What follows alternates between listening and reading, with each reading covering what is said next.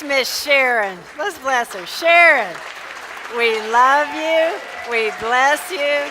We appreciate you. And we behold the Christ in you. You got us feeling good. All right, thank you. Okay, let's just take a minute and center into that feeling good, into that new day, that God.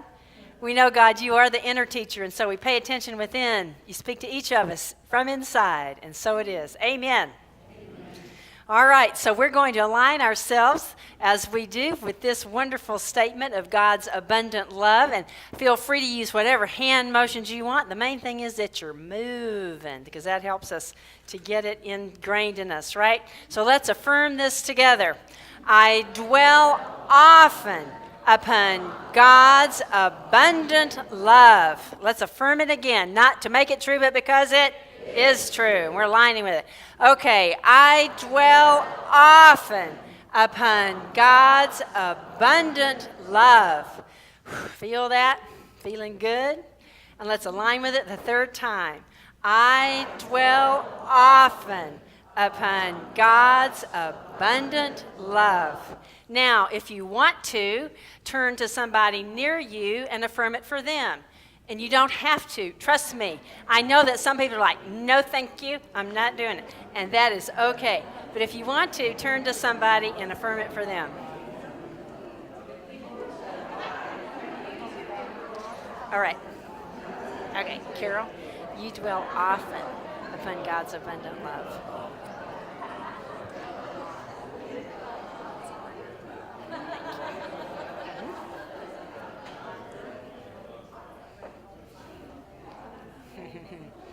All right, we got those fish up there. Okay, so fish wisdom. There are these two fish in Lady Bird Lake. Whole school of fish in Lady Bird Lake. All right, and one fish turns to the other and says, boy, the water feels really good today, doesn't it? And the other fish, you know what the other fish said, right? The other fish says, water? What the heck is that? We're like that second fish a lot of times, aren't we? Is that we live literally in the sea of God's abundance. We live in an opulence that Sharon was just singing about. And yet, until and unless we are waked up spiritually to that deep truth, we don't know it, right? We're just swimming around and we don't have any concept that we are literally swimming in a sea of abundance. Now, on the material realm, yes, we see the evidence of a lot of abundance. To the degree that we are not spiritually awake, though, we don't see that we're connected to it. You know what I'm saying? I may see it around me, and that's good. Sometimes we don't even see it around us, though, right? We just look around us and we don't see the amazing, even material abundance that's around us. And sometimes we may see it, but we don't feel connected to it. We may think, well, I see it out there, but somehow it's out there and it doesn't belong to me. Somehow I can't get at that. And we feel impoverished. We feel like we don't have enough. We feel like we are lacking. And yet, the more and more we awaken to the reality that we are spiritual beings living in a spiritual universe governed by spiritual law, the more and more we are awakened to the reality that no matter what it looks like on the surface, the deep reality is that we are completely one with God. God is life itself. God is abundance itself. We are completely sourced from God. And as we wake up to that reality, we begin to connect our consciousness to it. And our consciousness just means our thoughts, our attitudes, our energy, our attention, our focus, and our actions. And we find that life shifts, that life becomes easy, that it becomes, and that's a little bit trite. I don't mean, oh, it's all perfect then and it's just good. Okay, that's not what I mean. But it becomes much more fulfilling. It becomes much more gracious. And things do flow truly in a much easier manner. We don't feel like we have to get out there and get stressed. I'm going to give you an image that might be a little weird, but hang in there with me. It's, in a sense, we're just as all of us were once inside of our biological mother's womb, we were completely supplied, right? We were completely, literally, physically surrounded by mother. And we were definitely also literally, physically connected to mother's nurturing, were we not, through that placenta and that umbilical cord in the womb. If you can think of, in a sense of an analogy, that's an image, think of that. That's literally, in a bigger sense, in a more spiritual sense, that's exactly how we are connected to God, because we are literally, just as a baby in the womb literally is of its mother's flesh in that time when it's in that womb, that we are literally of God's presence. You know, we live, move, and have our being in God. What does it say in Genesis? We're made in the image and likeness of God, right? So we're expressions of God, and we literally are, and it was funny because I really was already going to say that, but it's in the Daily Word today. You know, we live, move, and have our being in God. That's the truth. Emmett Fox, that great friend of Unity back from the early period in the 1900s, that great metaphysician, speaks of it as like God's presence is our context. And I like the word matrix. God's presence is our matrix. We really are just like that baby in the womb, just like we were literally, physically with our biological mothers. That's, in a spiritual sense, how we are with God. Now let me extend that image a little farther. And again, this is kind of weird, but because no baby could do this or would do this. But what if that baby in the womb said, you know, who needs this? I don't need this. I think I'll just yank out this umbilical cord. I'm good. Well, that baby's not going to be nurtured, right? It's not going to work. And yet, again, it's a human thing. It's not a bad thing. We all do it. We'll get to kind of what underlies this in a minute. But when we are not awake to that reality that we live, move, and have our being in God, that Mother, Father, God literally is our divine source, literally is our divine parent with the capital P, that is exactly what we're doing. When our thoughts are screening all this out and we think, well, it's all about me having to get out there and sell my soul to make a buck so I can survive, it is just as if if that baby had just yanked out that umbilical cord and said, I don't need it. I'm on my own here. It's rough, isn't it? When you're out there on your own, thinking you got to do it all by yourself. And just like the biological mother, God's still surrounding us, and God is still there, and yet we limit God's ability to source us when we yank out the umbilical cord. And how do we yank it out? With our thoughts. By not knowing.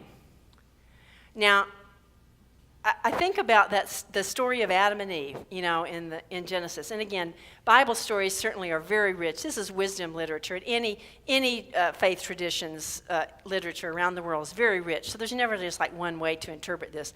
But one interpretation of that story of Adam and Eve, you know, after they eat of the tree of knowledge, and they get kicked out of the garden, and God says to him, well, now that you know everything here, then now you're getting kicked out of this garden, and you're going to have to, Adam, you're going to have to work really hard, and Eve, you're going to be miserable raising those kids, okay?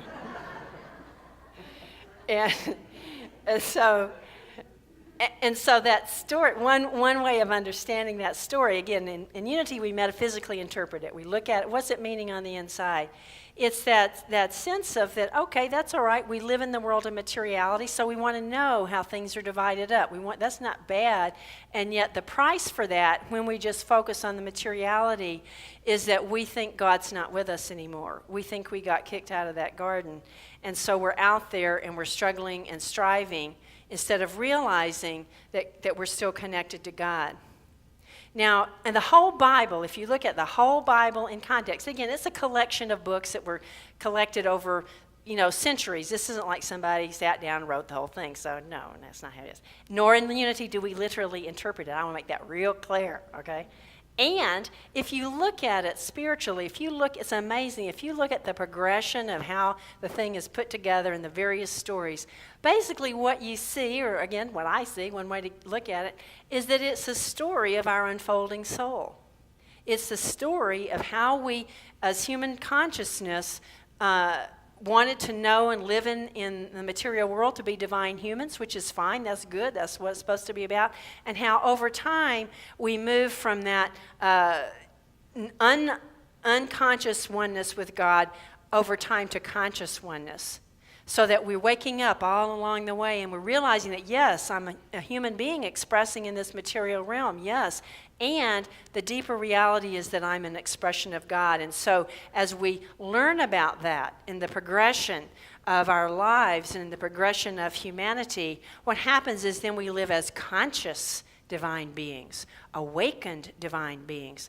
What are we waked up to? The reality that God is our source, that God is our true nature, that we are one with God. And by the time you get to the end of the book of Revelation, which, by the way, and those of you that took my Revelation class, it is not a scary book. It is a beautiful book. It's a wonderful book. By the time you get to the end of the book of Revelation, where are we? We're in the holy city of God, right? And the river of life and the tree of life, and it's all good, and there's no tears anymore. We just sang about that up there. You know, it's like that's where it ends up, but we're consciously awake to that God is our source.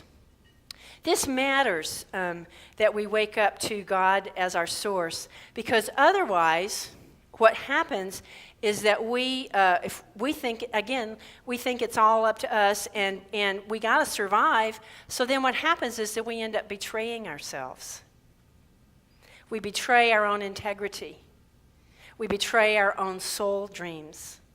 We betray our own selves on the level of stress. And I'm not saying any of us sits alone and cooks this up. This is a big idea that floats about in society, is it not? So we're in it. We're in kind of this collective lie. And it doesn't work. And so I believe that those of us, and anybody, is not just because you're sitting here or in a unity church. There are many people of many walks of life, many faith paths or no faith path that get this, because it's not about a particular religion or anything. It's about integrity. But it's about moving into that understanding that if we want to truly prosper as individuals, if we want to truly prosper as a society, as a church, as a world, that we have to let go of worshiping the world of materiality. And what I mean by that, not that you don't need it, you do, but what's your source? Because if I think I have to do whatever it takes to make a buck so I can survive and my family can survive, and we've all done it. I don't ask for a show of hands because we've all done it, right? Because we didn't know. We didn't know any better. So we've let people bully us. Maybe we've bullied other people. Maybe we've let people talk us into doing dishonest things, or we thought we had to do dishonest things, or maybe we've done it on our own, or maybe we encouraged other people to do it, or whatever, or maybe we have just stressed ourselves out and felt like I had to overdo. I had to be perfect, or else I was going to get booted out. And this is not a fantasy. It occurs, right? Sometimes if you don't play the game and you're in a culture that has sold itself out to materiality, then that's true. You don't fit and you will get ejected, but that's good news. It may not feel like good news at the moment, but it's good news because you don't fit. You don't fit. So what we do as we grow in our human divine consciousness is that we start to understand that real abundance is about living in integrity. It's about learning how to respect myself so that I have boundaries and know there's certain things that I will not do. That violates my integrity. No, thank you, I'm not doing that, whatever it might be.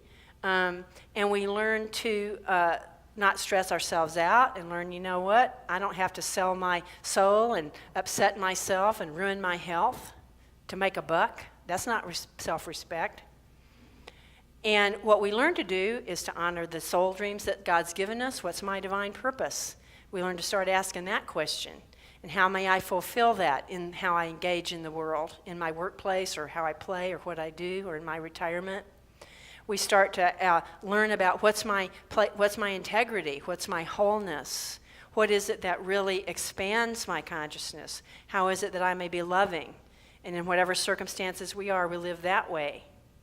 And we learn how to live in honesty and in well-being and in wholeness. And I'll tell you, my friends, and I know we've all experienced this too, and I won't ask for a show of hands, but we've all done this too, is that we've said yes to our real life. We've said yes to our real soul purpose. We've said yes to love. We've said yes to integrity. We've said yes to honesty.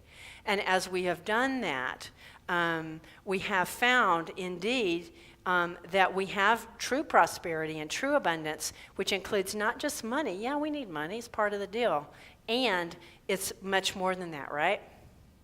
It's about feeling good in that deepest sense. It's about being good, being whole, and knowing that I have self-respect and that I have respect for other people. And when we start that thread of integrity, when we start that thread of stepping out into our wholeness, then the whole quality of our lives shift.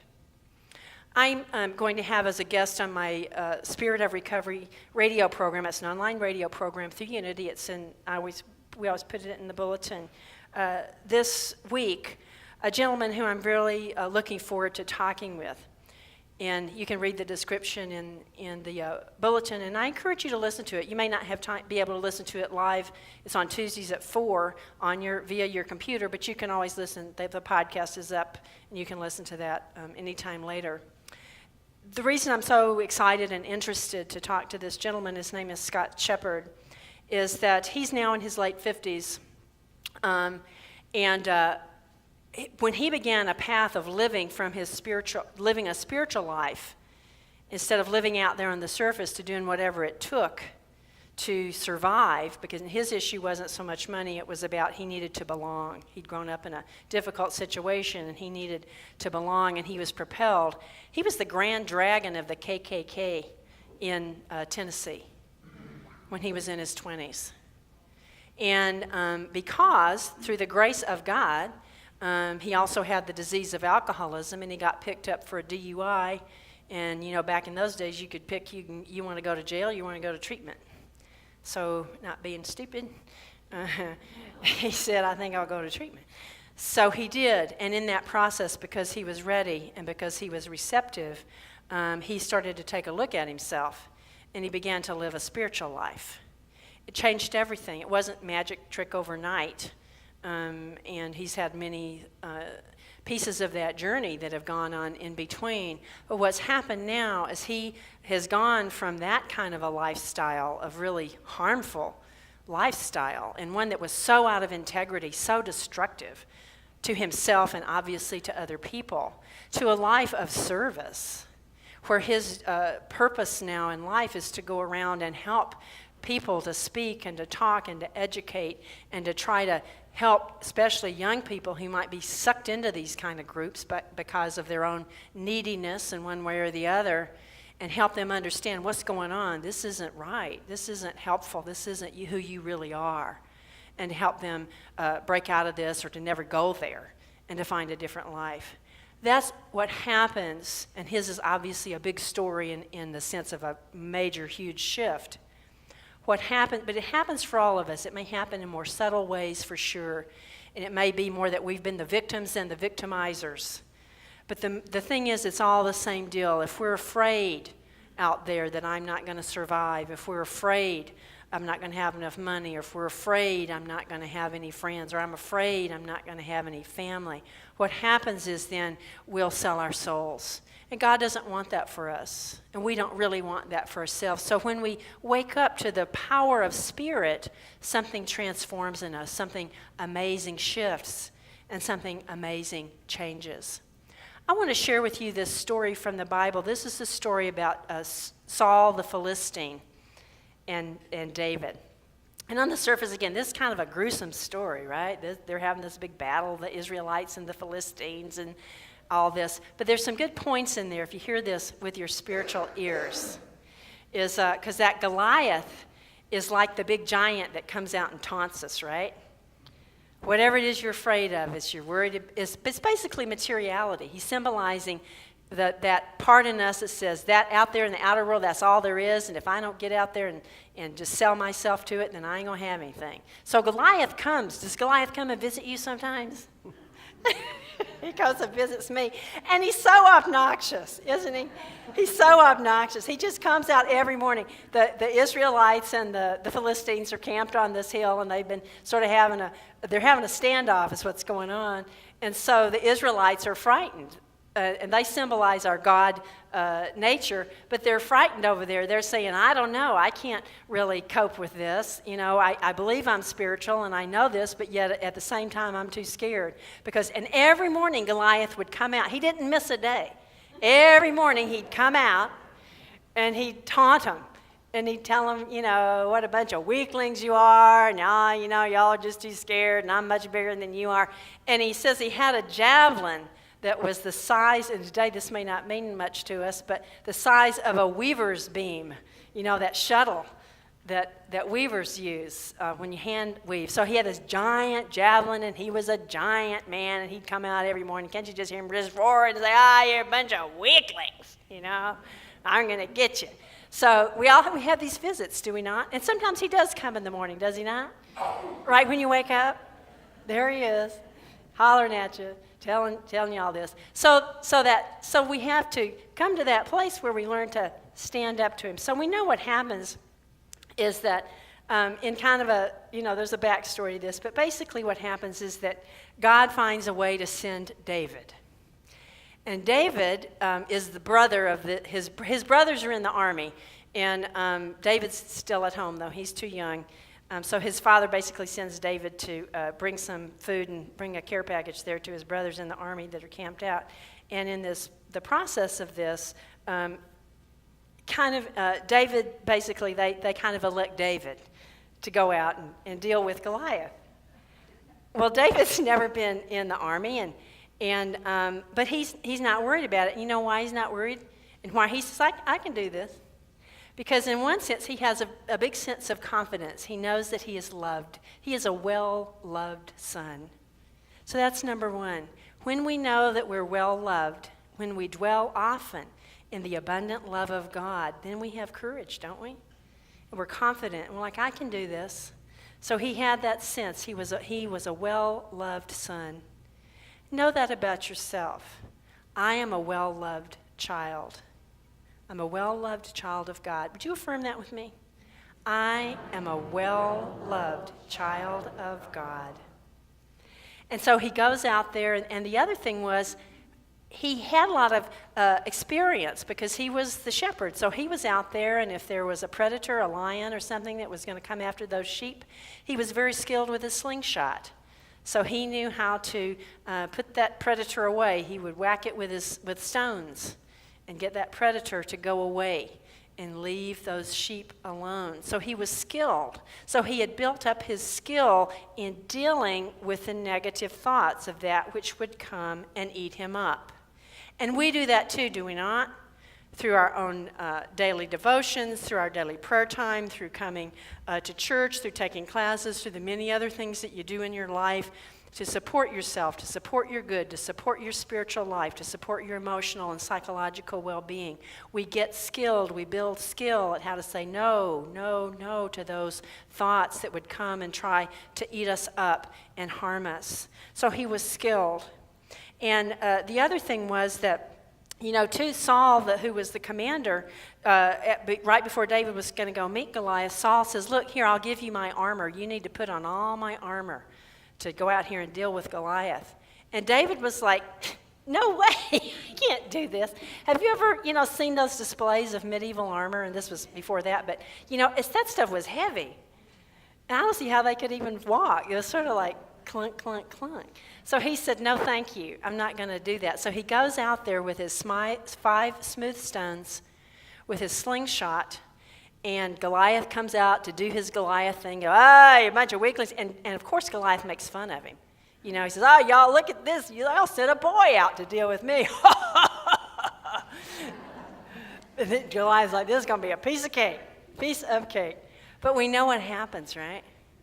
Is that David gets that slingshot going, and he whacks Goliath. And where does he whack him? Right there. And boom. Down he falls. This is all in 1 Samuel, in the book of 1 Samuel. Down he falls. and it's over for Goliath. And so the symbolism of that is if we will have the courage to stand up to those Goliath thoughts, to those thoughts that come to us, and that materiality that says, I'm so much bigger than you, and this is it, and you have to sell out, But you say, I'm a well-loved child of God. I'm skilled at saying no to these thoughts, and boom, you're out. You're out cold because I'm not buying into this. I'm not buying in to those thoughts. I instead am going to my source. I'm going to God. I'm going to love. I'm going to the understanding of who I really am. I am a beloved child of God.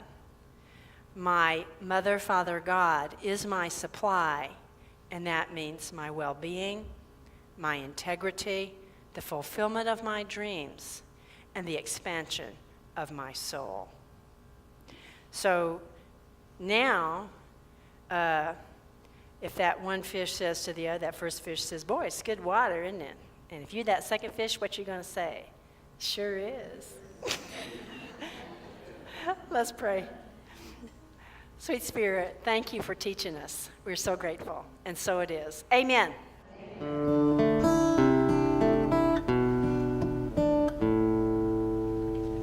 Well, people search for glory a million different ways in their solitary faces, working at it hard each day. But if they'd stop and take the time to question why they care, they might just start to find there's still room for sharing.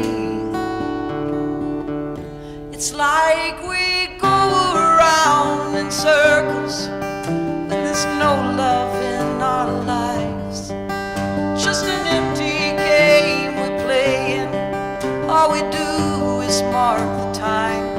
And if we get our name in the papers and make a lot of money, have we satisfied our hunger in the search for glory? You know that the only glory is to love and be loved. It's the ageless story our dreams are all made of. And we all need someone to share in this great prize. You know the only glory. It's to love and be loved. It's to love and be loved. To love and be loved.